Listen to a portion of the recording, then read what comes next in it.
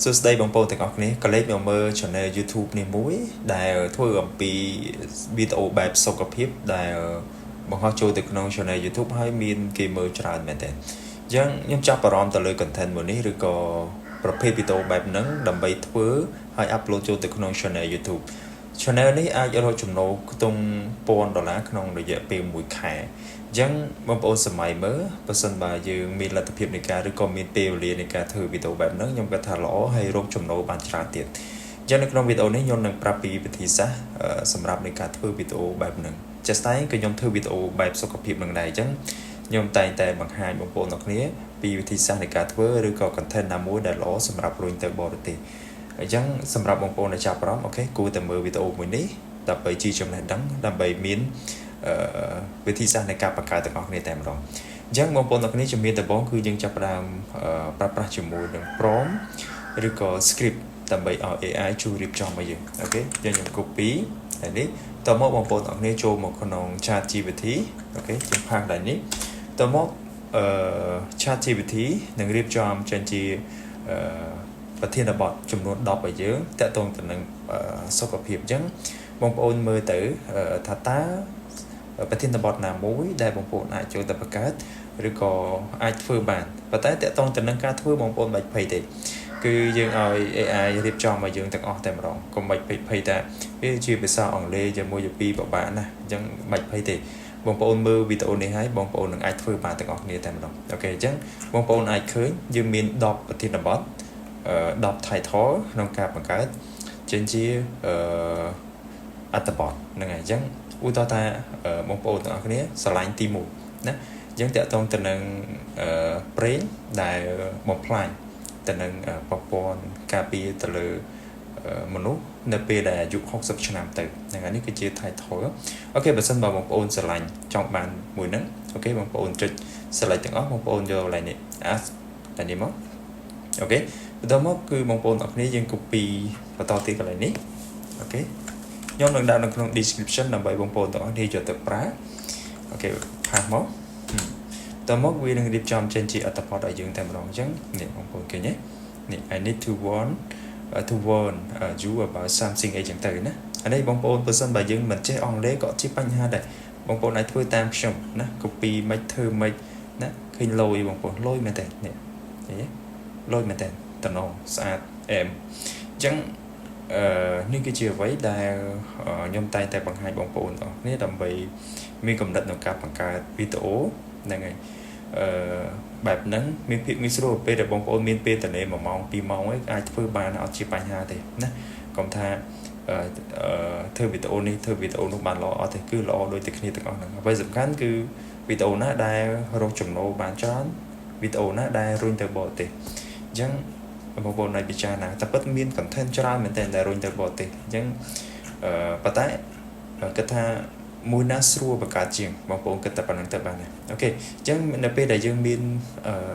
អត្ថបទហើយតើយើងត្រូវធ្វើមិនបន្តទៀតអញ្ចឹងយើងចាប់ផ្ដើមបង្កើតចេញជា voice over ណា voice over អញ្ចឹងចំណុចទី1នេះគឺបងប្អូននេះមកនេះ copy មកអូខេនេះគឺជាការកន្លែងបើកឆាកអញ្ចឹងតកតងទៅនឹង voice over យើងអាចប្រើ2បងប្អូនអាចប្រើជាមួយនឹង Eleven Lab នេះពេលខ្លះ free ពេលខ្លះអត់ទេណាអញ្ចឹងបងប្អូនព្យាយាមប្រើហើយតកតងទៅនឹងសំឡេងបងប្អូនគួរតែប្រើសំឡេងណាបែបចាស់បែបមនុស្សចាស់ព្រោះសំឡេងបែបមនុស្សចាស់គឺត្រូវជាមួយនឹងអត្ថបទបែបហ្នឹងបើមិនបើយើងប្រើបែបក្មេងៗអាហ្នឹងក៏ជាលក្ខណៈ funny លក្ខណៈថា kid សម្រាប់ក្មេងៗតុក្កតាហ្នឹងគឺត្រូវហើយប៉ុន្តែសម្រាប់ជាអត្ថបទសុខភាពឬក៏អត្ថបទបែបមនុស្សចាស់យើងទៅសំឡេងមនុស្សចាស់មកនិយាយមកបង្កើតជា voice over បានត្រូវតកតងទៅនឹងមួយទៀតគឺបងប្អូនអាចប្រើជាមួយនឹង Google AI Studio នេះតកតងទៅនឹងសំឡេងគឺបងប្អូនអាចប្រើនៅក្នុងនេះក៏បានដែរបើសិនបើ Eleven Lab ប្រើអត់បានវាអាចថាពេលដែលខ្ញុំនិយាយយ៉ាងគឺពេលខ្លះវា free ឲ្យពេលខ្លះវាអត់ free ទេហ្នឹងវាអត់ដឹងថាពេលណាឬក៏ដឹងមូលហេតុអីដែរប៉ុន្តែព្យាយាមប្រើប៉ុន្តែបើសិនបើ Google នេះគឺ free ហ្មងចឹងបងប្អូនអាចជ្រើសរើសសំឡេងណាមួយដែលជាសំឡេងមនុស្សចាស់ហ្នឹងហើយសំឡេងមនុស្សចាស់ហើយតកតងទៅនឹង setting យើងមិនបាច់សេរីទេឬក៏សេរីត្រឹមប៉ុណ្ណេះត្រឹម9នេះឲ្យយឺតបន្តិចណាឲ្យយឺតតិចកុំឲ្យលឿនហើយហ្នឹងគឺនិយាយទៅgenerator គឺបានល្អគេអាចថាទុកចិត្តឬក៏ស្ដាប់ទៅគឺប្រុស ហ ហើយតាក់ទងទៅនឹងfood tag តាក់ទងទៅនឹងវីដេអូដែលយើងថាយកមកដាក់នៅក្នុងវីដេអូតាក់ទងទៅនឹងរូបភាពផ្សេងៗឬក៏វីដេអូអីផ្សេងៗដែលយើងយកចេញមកពីណាអញ្ចឹងបងប្អូនបីប្រហែលបងប្អូនអាចមានវិធីសាស្ត្រច្រើនក្នុងការធ្វើទីមួយបងប្អូនទាំងអស់គ្នាអាចប្រើជាមួយនឹង free pick ដើម្បីយករូបភាពមកប្រើហ្នឹងហើយឃើញទេរូបភាពដែលតាក់ទងទៅនឹងប្រធានបទរបស់យើងអាចយកមកប្រើបាន free ទេមាន free មានអត់ free ចឹងទៅណាអញ្ចឹងស្រឡាញ់មួយណាត្រូវប្រធានបទយើងមួយណាបងប្អូនចូលមួយហ្នឹងទៅបងប្អូនអាចប្រើជាមួយនឹង Pixabay អូខេតាក់ទងទៅនឹងវីដេអូបងប្អូនជ្រើសរើសវីដេអូទៅណាអញ្ចឹងប្រធានបទឬក៏វីដេអូណាមួយដែលវាតាក់ទងគ្នាអូខេបងប្អូនអាចយកមកប្រើបានហ្នឹងហើយឬក៏មួយទៀតបងប្អូនអាចយកចេញពី Pixel ក៏ល្អដែរជា website មួយ free ដូចគ្នាតាក់ទងទៅនឹងវីដេអូបែបសុខភាពហ្នឹងអញ្ចឹងតាក់ទងទៅនឹង food tag តាក់ទងទៅនឹងវីដេអូតាក់ទងទៅនឹងរូបភាពអីគឺបងប្អូនអាចយកពីខាងណាក៏បានដែរ free ឬមួយបងប្អូនមិនអស់ចិត្តខ្លាចថាយកមកអាចជាប់មានបញ្ហាទៅលើវីដេអូស្នើសុំអត់បាន reuse content ឬក៏មានបញ្ហាអីផ្សេងៗបងប្អូនអាចប្រើប្រាស់ជាមួយនឹង AI ដើម្បីធ្វើការ generate ចេញជារូបភាពឲ្យយើងក៏បានដែរអត់ជាបញ្ហាទេអញ្ចឹងនេះគឺជាជំរើសទៅបងប្អូនទាំងអស់គ្នាក្នុងការធ្វើតើបងប្អូនធ្វើបែបណាមានភាពងាយស្រួលធ្វើបែបណាដែលទុកចិត្តជាងនេះគឺជាវិធីសាស្ត្រនៃការធ្វើសម្រាប់ចែករំលែកទៅបងប្អូនទាំងអស់គ្នាខ្ញុំគិតថាអត់លឿនទេគឺបង្ហាញពីគោលដៅឬក៏បង្ហាញពីវិធីសាស្ត្រនៃការធ្វើទៅបងប្អូនទាំងអស់គ្នាបន្ទាប់មកបងប្អូនទាំងអស់គ្នាខ្ញុំចង់ចែករំលែកមួយទៀតតាក់ទងទៅនឹងការបង្កើតចេញជា tag សម្រាប់ដាក់ទៅក្នុងវីដេអូខ្ញុំឲ្យបងប្អូនទាំងគ្នាប្រើជាមួយនឹង website Rabbit Tag នេះគឺល្អអូខេបងប្អូនទាំងគ្នាចុច use tag generator អូខេបន្ទាប់មកបងប្អូនទាំងគ្នាយើងកន្លែងនេះខ្ញុំឲ្យបងប្អូនទាំងគ្នាជ្រើសរើសនេះមួយអូខេខ្ញុំវាយថា Sydney Hair នេះខ្ញុំដាក់តា tip អូខេអញ្ចឹងវានឹងរៀបចំចេញជា tag ឲ្យយើងជាប្រភេទ tag ដែលល្អ keyword ដែលល្អសម្រាប់ដាក់ចូលទៅក្នុងវីដេអូសុខភាពរបស់យើងមិនថាវីដេអូសុខភាពទេបងប្អូនបង្កើតវីដេអូប្រភេទใดបងប្អូនអាចទៅសេនៅក្នុងនេះដើម្បីឲ្យ Rabbit Tag ឬក៏ website នេះជួយបង្កើត generate ឲ្យយើងគឺមាន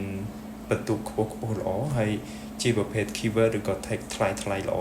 ហើយជាប្រភេទ keyword ឬក៏ tag ដែលគេតែងតែ search ជារៀងរាល់ថ្ងៃនៅក្នុង YouTube អញ្ចឹងបងប្អូនអាចពិចារណាបងប្អូនអាចប្រើជាមួយ website នេះបានហើយមួយទៀតតកតងទៅនឹងបងប្អូនអ្នកគ្នាសម្រាប់យើងធ្វើតកតងទៅនឹង thumbnail តើ thumbnail យើងអាចធ្វើនៅក្នុងណាបានអញ្ចឹងបងប្អូនអាចធ្វើនៅក្នុង Photoshop ក៏បាន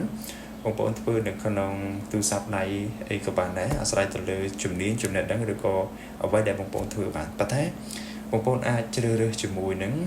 Canva ក៏បានដែរក្នុងការរៀបចំចេញជា thumbnail ដាក់ទៅលើ crop វីដេអូរបស់យើងនេះដែលមាន play ថ្មីហ្នឹងអូខេអញ្ចឹងបងប្អូនចូល Canva អូខេខ្ញុំចុចមកឡើយនេះខ្ញុំចុចយក custom size អូខេខ្ញុំយកនេះមកដល់ត្រង់ចំណុចនេះបងប្អូនចុចមកកន្លែង element បន្ទាប់មកបងប្អូនស្វែងរក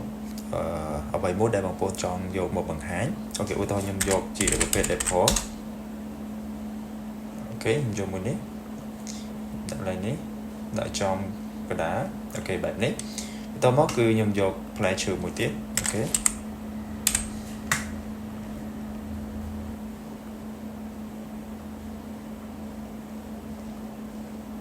អូខេបែបនេះបន្ទាប់មកខ្ញុំចាប់ដើមទៅសេអក្សរអូខេបែបនេះ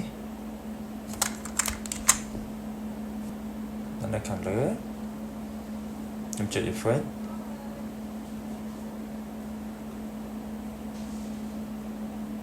បន្ទាប់មកយើងចូលកន្លែងelement អញ្ចឹងយើងយកខ្ញុំសរសេរពាក្យថា green tick អូខេ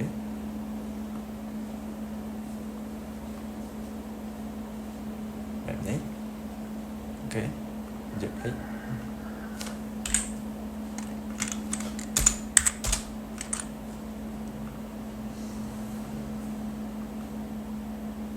តើមកខ្ញុំយកឡើងជាមួយអូខេនេះត្រង់អូខេខ្ញុំយកពណ៌ខ្ញុំយកឲ្យធំបន្តិច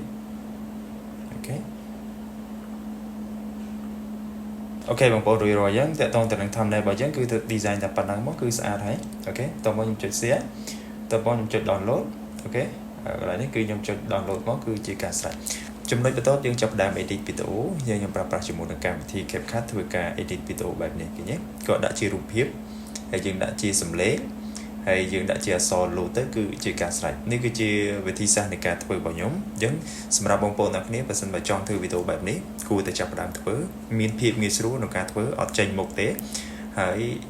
ការធ្វើដូចជាចំណាយពេលតែដោយតែយើងទៅថតនៅខាងក្រៅដែរ